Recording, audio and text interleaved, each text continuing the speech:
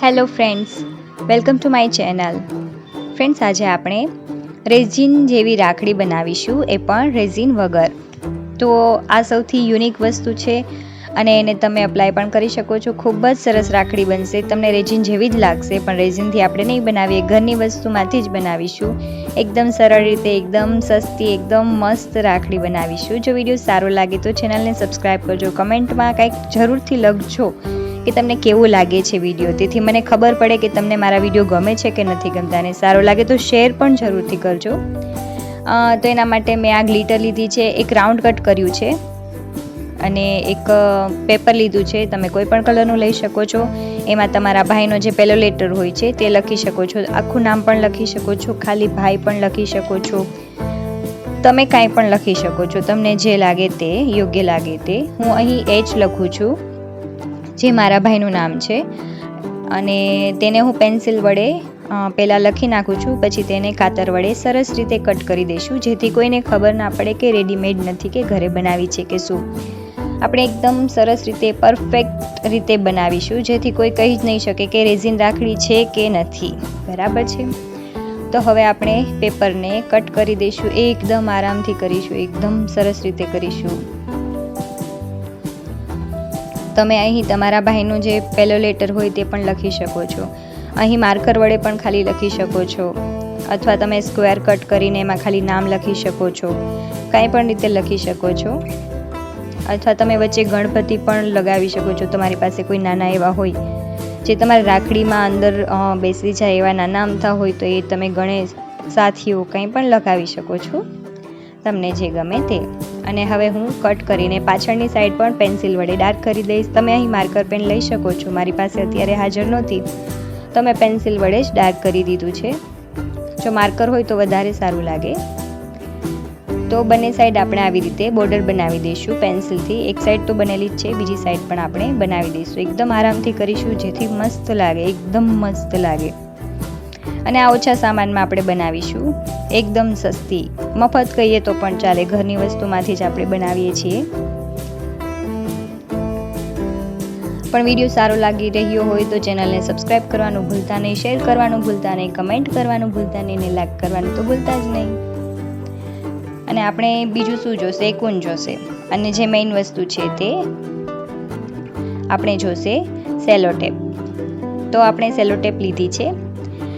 હું અહીં ટેગ રાખું છું કે બંધ ના થઈ જાય, નહીંતર ખોલવામાં બહુ પ્રોબ્લેમ થાય છે. એટલે હું કાંઈ પણ વસ્તુ આપણે રાખી શકીએ છીએ. હું ટેગ રાખું છું, જે આપણી પાસે પડ્યા જ હોય એક્સ્ટ્રા તે. તો તેને આપણે આવી રીતે રાખી દઈશું. જે આ મોટી આવે સેલો ટેપ એ લેવાની છે, નાની નહીં. એમાં આપણે સરસ રીતે વચ્ચે જે ઇનિશિયલ કે તમે કાંઈ પણ રાખ્યું હોય તેને આપણે ફિક્સ કરી દઈશું. અને જે ગ્લિટર લીધી છે એને આપણે એનાથી સેજ જગ્યા રાખીને સ્પ્રેડ કરી દઈશું. હું જેવી રીતે કરું છું એવી રીતે તમારે લગાવી દેવાનું રહેશે.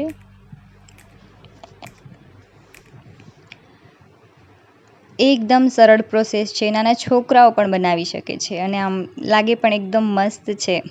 જો હું સાચું બોલતી હોય તો કમેન્ટમાં હા જરૂરથી લખજો કે હા બરાબર છે, મસ્ત જ બની છે એમ.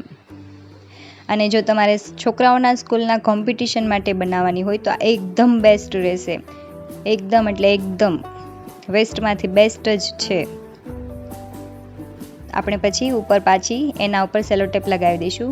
આવી જ રીતે આપણે સેલો ટેપને 4-5 વખત લપેટી દઈશું, 10 વખત લપેટી દઈશું, જેથી કરીને એકદમ મસ્ત થીક બની જાય, જાડું બની જાય અને રેઝિન જેવું જ બની જાય. જો કેટલું મસ્ત લાગે છે. આવી જ રીતે આપણે 4-5 વાર વીંટાળી દઈશું. એકદમ આરામથી વીંટાળવાનું છે, એકદમ ગ્રીઝ ના આવે એવી રીતે વીંટાળવાનું છે. આ એક સ્ટેપ છે જે થોડું ઘણું હાર્ડ લાગે. હાર્ડ નથી, પણ એમ કે ધ્યાન રાખવા જેવું સ્ટેપ છે. જો તમે આમાં ધ્યાન રાખશો તો તમારે એક પણ ગ્રીઝ નહીં આવે, એકદમ આરામથી કરી શકશો. આવી જ રીતે આપણે 4-5 વખત લપેટી દેવાની રહેશે. મારી સેલો ટેપ થોડી કપાઈ ગઈ છે, કારણ કે મારે નાની છોકરી છે, એ લઈ લઈને ફરતી હોય એટલે કાપી નાખતી હોય છે.